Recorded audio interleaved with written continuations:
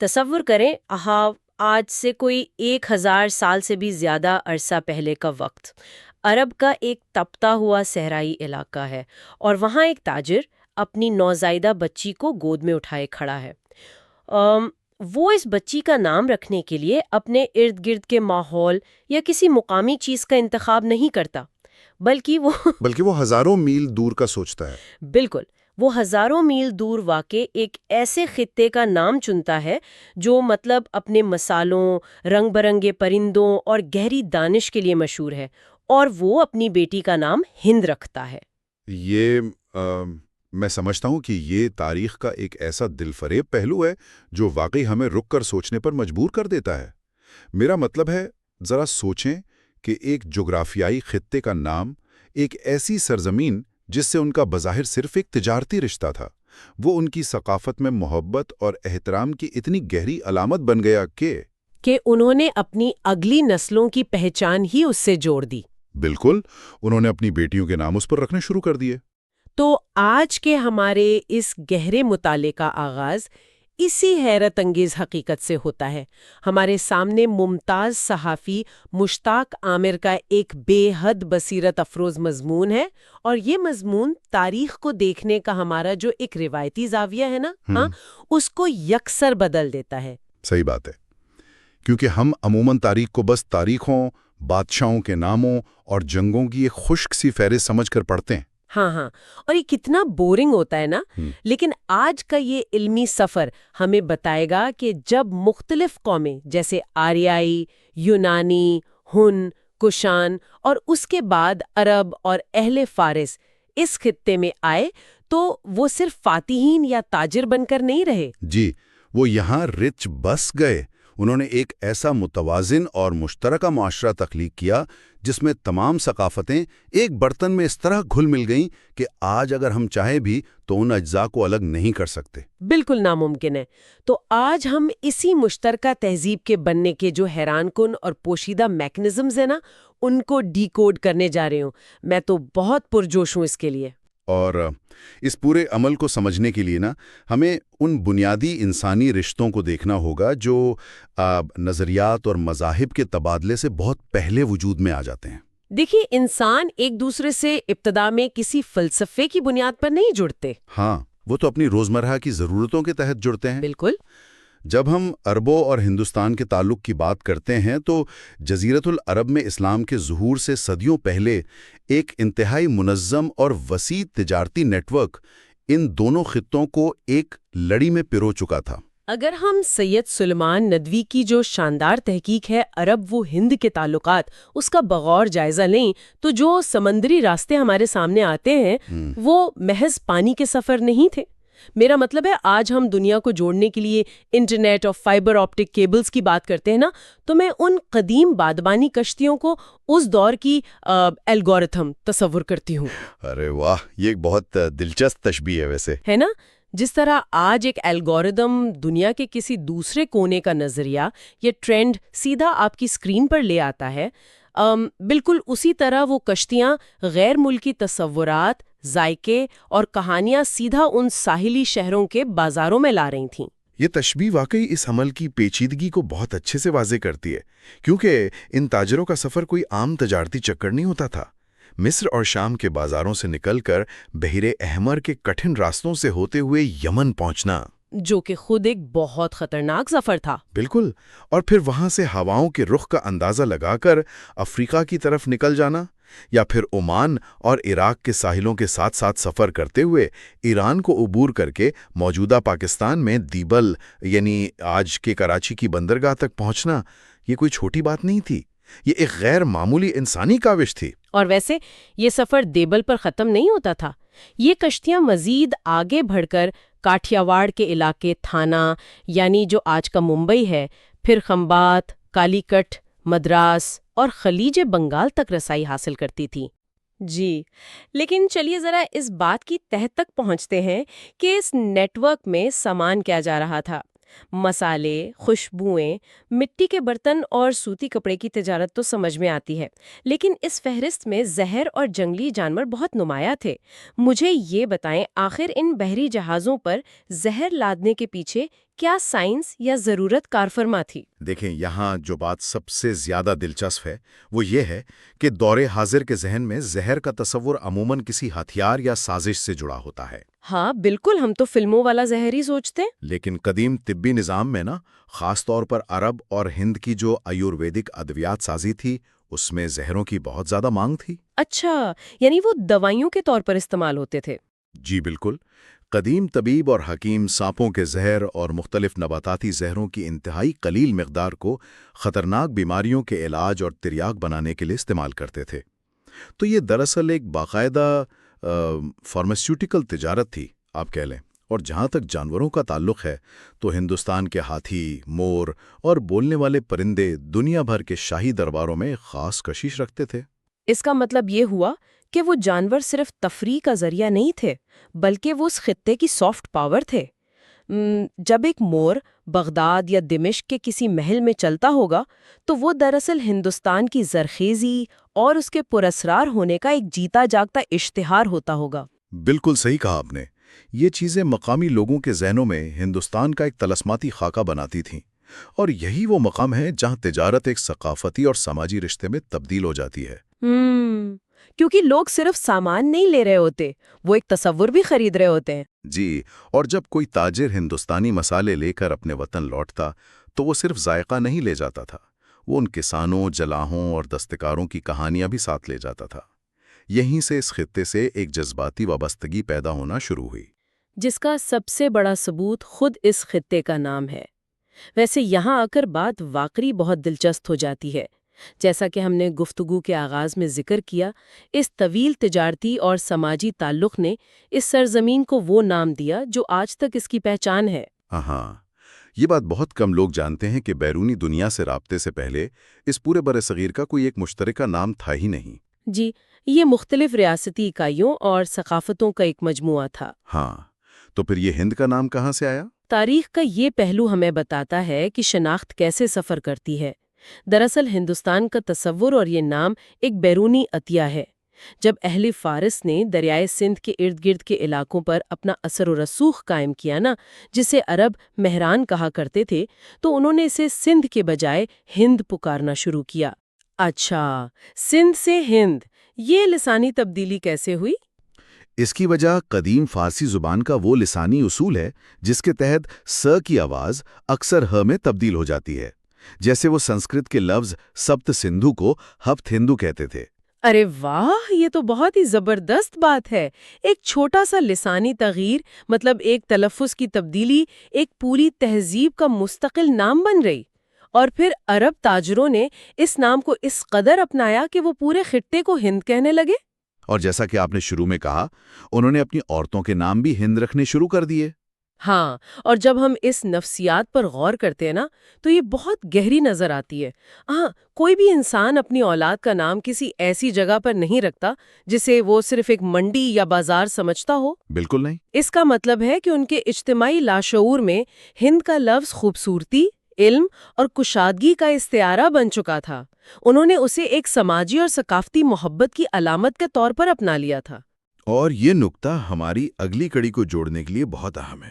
دیکھیں، جب معاشروں کے درمیان تجارتی اور سماجی سطح پر اتنا گہرا اور مثبت تعلق استوار ہو چکا ہو تو وہاں نظریات کو داخل ہونے کے لیے کسی تلوار یا لشکر کی ضرورت نہیں پڑتی۔ ہاں، کیونکہ راستہ تو پہلے ہی صاف ہوتا ہے۔ بالکل۔ اسلام کے ہندوستان آمد کے حوالے سے جو بیانیہ عموماً پیش کیا جاتا ہے وہ فتوحات اور جنگوں کے گرد گھومتا ہے، لیکن اگر ہم تاریخ کا گہرائی سے مطالعہ کریں تو حقائق اس سے بالکل مختلف اور کہیں زیادہ پرامن ہیں۔ مجھے اس مضمون کی یہ بات بے حد متاثر کن لگی کہ ہندوستان کے جنوبی ساحلوں پر خاص طور پر نیا مذہب حملہ آوروں کے ساتھ نہیں آیا تھا۔ وہ انہی پرانے اور جانے پہچانے تاجروں کے ساتھ آیا، اور مقامی لوگوں نے اسے کسی اجنبی خطرے کے طور پر نہیں دیکھا۔ جی، کیونکہ وہ تاجر ان کے لیے نئے نہیں تھے۔ لیکن میرے ذہن میں ایک سوال ابھرتا ہے کہ مقامی آبادی نے ان نئے عقائد کو اتنی جلدی اور اتنے پرامن طریقے سے کیسے قبول کر لیا؟ آخر اس نئے پیغام میں ایسا کیا تھا جس نے انہیں اپنی طرف کھینچا؟ یہ ایک اہم سوال کھڑا کرتا ہے کہ کیا نظریات کو پھیلنے کے لیے طاقت کی ضرورت ہوتی ہے، یا انصاف پر مبنی سماجی نظام خود بخود لوگوں کو اپنی طرف کھینچتا ہے؟ اس کی سب سے بڑی وجہ وہ سماجی اور معاشی اعتماد تھا جو دہائیوں بلکہ صدیوں کی منصفانہ تجارت نے قائم کیا تھا۔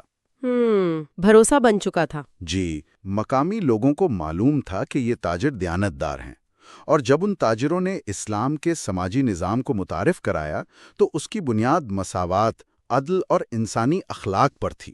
اس وقت کے مقامی معاشرے میں جہاں طبقاتی تقسیم اور ذات پات کا نظام بہت سخت تھا، وہاں ایک ایسا نظام بہت بڑی کشش رکھتا تھا جہاں ہر انسان کو برابر کا درجہ دیا جائے۔ ہاں، یہ واقعی ایک انقلاب رہا ہوگا، اور اس مساوات اور معاشرتی قبولیت کی سب سے شاندار اور عملی مثال کیرلا کے کھوڈنگیلور میں واقع چیرامان پیرومل جامع مسجد ہے۔ یہ ہندوستان کی سب سے قدیم مسجد مانی جاتی ہے۔ جی بالکل۔ لیکن جو چیز اس کی تعمیر کو تاریخ کا ایک غیر معمولی واقعہ بناتی ہے وہ یہ ہے کہ یہ مسجد مقامی غیر مسلم حکمرانوں کی مرضی اور سرپرستی سے تعمیر ہوئی۔ مطلب ذرا سوچئے، ایک حکمران اپنے ہی ملک میں ایک بالکل نئے اور بیرونی مذہب کی عبادت گاہ بنوا رہا ہے، اور اسے زمین بھی تحفے میں دے رہا ہے۔ جی، یہ اس بات کا ثبوت ہے کہ وہ معاشرہ کتنا محفوظ اور کھلا ہوا تھا۔ وہ ایک دوسرے کے وجود کو مٹانے یا ان سے ڈرنے کے بجائے انہیں اپنے اندر جگہ دی رہے تھے۔ بالکل، یہ ایک فطری ملاپ تھا جس میں مقامی باشندے کسی دفاعی پوزیشن میں نہیں تھے، بلکہ وہ اس نئے نظام کو ایک پازیٹیو سماجی اضافے کے طور پر دیکھ رہے تھے۔ انہوں نے ایک دوسرے کا پہناوا، خوراک اور عادات کو روزمرہ کی زندگی کا حصہ بنانا شروع کر دیا تھا۔ یہ پرامن بقائے باہمی کی ایک ایسی تصویر ہے جو بتاتی ہے کہ جب اعتماد قائم ہو تو ثقافتیں آپس میں ٹکراتی نہیں بلکہ ایک دوسرے میں جذب ہو جاتی ہیں۔ اچھا، یہاں میں اس ساری گفتگو کو ذرا ایک مختلف زاویے سے دیکھنا چاہتی ہوں۔ تو اس سب کا اصل مطلب کیا ہے؟ یہ تمام باتیں، یہ پرامن بقائے باہمی، مساوات، یہ سب سننے میں بہت آئیڈیل اور کتابی لگتا ہے۔ کیا ہم تاریخ کو ایک رومانوی اینک سے تو نہیں دیکھ رہے ہیں؟ میرا مطلب ہے، کیا واقعی 1000 سال پہلے معاشرہ اتنی ہم آہنگی کا شکار تھا، یا یہ صرف وہ دعوے ہیں جو ہم آج اپنی تسلی کے لیے کر رہے ہیں؟ میں سمجھتا ہوں اس طرح کا تنقیدی جائزہ تاریخ کو سمجھنے کے لیے ناگزیر ہے، اور ہماری خوش قسمتی ہے کہ اس مشترکہ تہذیب کے بننے کا عمل صرف سنی سنائی باتوں یا لوک کہانیوں پر مبنی نہیں ہے۔ تو پھر اس کا ثبوت کیا ہے؟ ہمارے پاس 11ویں صدی کا ایک انتہائی مستند اور تفصیلی ریکارڈ موجود ہے، اور وہ ہے ابو ریحان البیرونی کی مارکا آرا تصنیف کتاب الہند۔ البیرونی کا کام صرف اس لیے اہم نہیں کہ اس نے ہندوستان کے بارے میں لکھا، بلکہ اس لیے اہم ہے کہ اس نے جس طریقے اور جن اصولوں کے تحت لکھا وہ آج کے جدید محققین کے لیے بھی ایک مثال ہے۔ سنا ہے، لیکن کیا ایک غیر ملکی مورخ کی لکھی ہوئی بات مکمل طور پر موضوعی یعنی آبجیکٹیو ہو سکتی ہے؟ آخر وہ بھی تو باہر سے آیا ہوا ایک شخص تھا جس کا اپنا ایک مختلف عقیدہ اور ثقافتی پس منظر تھا۔ بالکل، آپ کا سوال بہت بجا ہے۔ میرا ماننا ہے کہ ایک مورخ جب کسی دوسری قوم کے بارے میں لکھتا ہے تو وہ اکثر انجانے میں اپنے تعصبات اور اپنی سوچ اس پر تھوپ دیتا ہے۔ تو البیرونی نے اس جال سے خود کو کیسے بچایا؟ دیکھیں، البیرونی کی سب سے بڑی کامیابی ہی اس کی حیرت انگیز غیر جانبداری تھی۔ اس نے ابتدا میں ہی سمجھ لیا تھا کہ اگر مقامی فلسفے، نفسیات اور سائنس کو واقعی سمجھنا ہے تو صرف ترجمہ شدہ کتابیں کافی نہیں ہوں گی۔ تو اس نے کیا کیا؟ اس نے باقاعدہ برسوں لگا کر سنسکرت زبان سیکھی۔ اس نے مقامی پنڈتوں، اسکالرز اور فلسفیوں کے ساتھ طویل وقت گزارا اور ان کے علوم کو انہی کی زبان میں سمجھا۔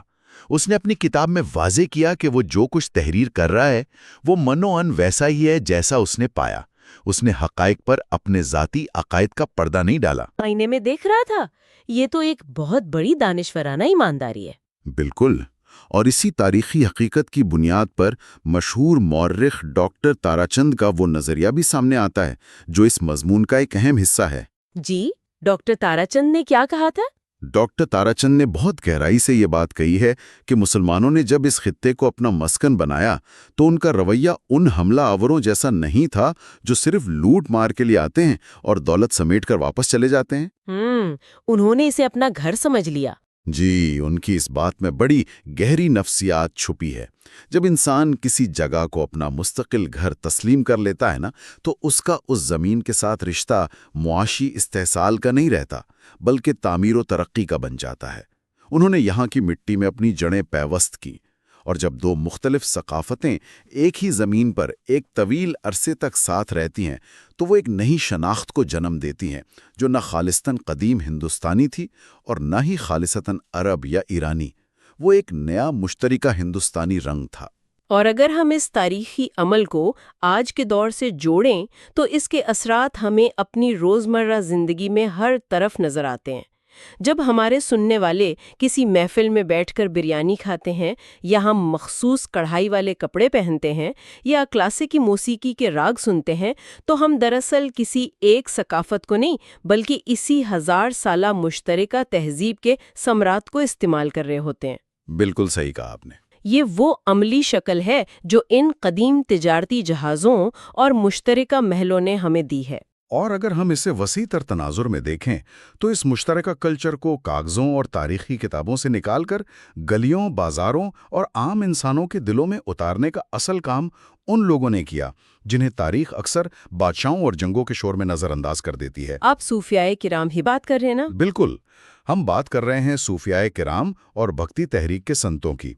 ان کا مقصد کسی کا مذہب بدلنا یا اقتدار حاصل کرنا نہیں تھا، بلکہ انسان کو اچھا انسان بنانا اور انسانیت کی فلاح تھا۔ میں بھی یہی کہوں گی کہ حکمرانوں کے جاری کردہ احکامات کبھی معاشرے کی روح کو نہیں بدل سکتے۔ معاشرہ خانقاہوں، درگاہوں اور عوامی بیٹھکوں میں بدلتے ہیں۔ ان صوفیاء نے یہ بات بہت جلدی بھانپ لی تھی کہ اگر لوگوں کو جوڑنا ہے تو انہیں کسی خاص نظریے کی تبلیغ سے زیادہ ایک ہمدردانہ سماجی ڈھانچہ فراہم کرنا ہوگا۔ جی بالکل۔ اس کی ایک بہت خوبصورت اور طاقتور مثال خواجہ معین الدین چشتی، جنہیں غریب نواز کہا جاتا ہے، ان کے ایک سنہری قول میں ملتی ہے۔ انہوں نے فرمایا تھا کہ اللہ کی بہترین عبادت بے سہارا لوگوں کی فریاد رسی اور بھوکوں کو کھانا کھلانا ہے، اور یہ کہ انسان کو اپنے اعمال میں اللہ کی شان ربوبیت کا مظہر ہونا چاہیے۔ یہ شان ربوبیت کا عملی مظاہرہ کیا تھا اگر ہم اسے سماجی سطح پر سمجھنا چاہیں؟ دیکھیے، یہ فلسفہ دراصل معاشرے میں موجود ہر قسم کی تفریق کو جڑ سے اکھاڑ پھینکنے کا ایک عملی طریقہ تھا۔ ربوبیت کا مطلب ہے پالنا اور سب کی ضروریات کو بلا تفریق پورا کرنا۔ صوفیاء کا پیغام یہ تھا کہ جس طرح سورج جب روشنی دیتا ہے تو یہ نہیں پوچھتا کہ یہ کھیت کسی ہندو کا ہے یا کسی مسلمان کا۔ ہاں، اور بارش سب پر برابر برستی ہے۔ بالکل، جس طرح بارش جب برستی ہے تو وہ امیر اور غریب کی چھت میں فرق نہیں کرتی، اسی طرح انسان کی ہمدردی، اس کا دیا ہوا نوالا اور اس کی مدد بھی کسی کے مذہب، ذات یا رنگ کی محتاج نہیں ہونی چاہیے۔ جب خانقاہ کا لنگر کھلتا تھا تو بھوک ہی سب سے بڑا اور واحد میرٹ ہوتی تھی۔ یہ تو انسان دوستی کی وہ معراج تھی جس نے عام لوگوں کے دل مو لیے۔ اور عین اسی دور میں جب صوفیہ یہ پیغام دے رہے تھے تو مقامی سطح پر بھکتی تحریک کے سنت بھی معاشرے کو بالکل اسی فریکوینسی پر بیدار کر رہے تھے۔ جی ہاں، ہندو سنتوں اور مسلم صوفیہ میں کمال درجے کی ہم آہنگی تھی۔ وہ مل کر ذات پات، چھوت چھات اور مذہبی بت پرستی کے خلاف ضرب لگا رہے تھے۔ یعنی وہ ایک مشترکہ روحانی اور سماجی انقلاب برپا کر رہے تھے۔ بالکل، اور ان دونوں تحریک کا کمال یہ تھا کہ انہوں نے اشرافیہ کی مشکل زبانوں کے بجائے عوام کی عام زبانوں یعنی مقامی بولیوں کا سہارا لیا۔ کبیر داس اور بابا فرید جیسے نام آج بھی اس لیے زندہ ہیں کیونکہ انہوں نے کسانوں، مزدوروں اور عام انسانوں کے دکھ درد کو انہی کی زبان میں شاعری کا روپ دیا۔ ہاں، ان کا کلام سیدھا دل میں اترتا تھا۔ جی، ان کا متفقہ پیغام یہ تھا کہ خدا تک پہنچنے کا راستہ کسی خاص عمارت کی دیواروں میں قید نہیں ہے، بلکہ وہ انسان کے دل میں موجود ہمدردی سے ہو کر گزرتا ہے۔ یہ کتنی طاقتور حقیقت ہے جو ہمیں بتاتی ہے کہ ہندوستان کی تہذیب کسی ایک مذہب، ایک خاص کلچر یا کسی ایک گروہ کی جاگیر نہیں ہے۔ اس پر کسی ایک کی اجارہ داری کا دعویٰ تاریخ کے ساتھ مذاق ہوگا۔ یہ تو سب کی مشترکہ میراث ہے۔ بالکل، یہ ایک ایسی کثیر الرنگی چادر ہے جسے سینکڑوں سالوں میں مختلف رنگوں کے دھاگوں سے بنا گیا ہے۔ ہاں، اور اگر آپ اس میں سے کسی ایک رنگ کے دھاگے کو کھینچ کر الگ کرنے کی کوشش کریں گے تو وہ پوری چادر ہی ادھڑ جائے گی، اس کی مضبوطی اور اس کی خوبصورتی دونوں ختم ہو جائیں گی۔ مشتاق عامر کا یہ مضمون اسی نقطے پر آ کر مکمل ہوتا ہے۔ ہندوستان کی مشترکہ تہذیب دراصل یہاں بسنے والے ہر انسان کے مساوی حقوق اور ان کی بقائے باہمی کی ضامن ہے۔ یہ ان گنت قافلوں کے ملنے کی کہانی ہے۔ اس پورے تاریخی اور ثقافتی سفر کو اگر کسی ایک خیال میں سمیٹنا ہو تو مجھے اردو کے عظیم شاعر رغوپتی سہائے فراق گورکھپوری کا وہ لازوال اور مشہور شعر یاد آتا ہے جو اس ساری گفتگو کی روح ہے۔ وہ کہتے ہیں کہ سر زمین ہند پر اقوام عالم کے فراق قافلے بستے گئے، ہندوستان بنتا گیا۔ واہ کیا بات ہے! واقعی یہ شعر ان ہزاروں سالوں کی تاریخ کا ایک بے حد خوبصورت اور جامع خلاصہ ہے۔ تو آج کے اس گہرے مطالعے کے اختتام پر ہم اپنے سننے والوں کو ایک ایسے خیال کے ساتھ چھوڑنا چاہتے ہیں جو اس تاریخی بحث کو ہمارے آج اور ہمارے مستقبل سے جوڑتا ہے۔ ہم آج ایک انتہائی جدید ہائپر کنیکٹڈ دور میں سانس لے رہے ہیں جہاں دنیا بھر کی معلومات ہماری انگلیوں پر ہے، لیکن عجیب بات یہ ہے کہ رابطے کے اتنے تیز ذرائع ہونے کے باوجود آج ہم قومیت اور مذہب کے نام پر ایک دوسرے کے درمیان بلند و بالا دیواریں کھڑی کرنے میں مصروف ہے۔ ذرا ایک لمحے کے لیے سوچئے، آج سے ہزاروں سال پہلے جب سفر طے کرنے میں مہینوں لگتے تھے، جب زبانیں الگ تھیں اور رابطے کا کوئی تیز ذریعہ نہیں تھا، تب ان قدیم قافلوں اور معاشروں نے آپس میں دیواریں چننے کی بجائے ایک دوسرے کو سمجھنے اور ایک فطری انضمام کا راستہ چنا تھا۔ کیا ہم تاریخ کے اس تجربے سے یہ سیکھ سکتے ہیں کہ انسانی ترقی اور بقا تنہائی میں نہیں ہے؟ بالکل، یہ سوچنے والی بات ہے۔ بلکہ بقا کا راز اس بات میں پوشیدہ ہے کہ ہم ایک دوسرے کو قبول کریں اور مل جل کر رہیں۔ آپ لوگ ان دھندلی پڑتی لکیروں اور بکھرتے رنگوں پر ضرور غور کیجیے گا۔ اپنا خیال رکھیے گا۔ ہم جلد ہی ایک نئے موضوع اور ایک نئے مطالعے کے ساتھ دوبارہ ملیں گے۔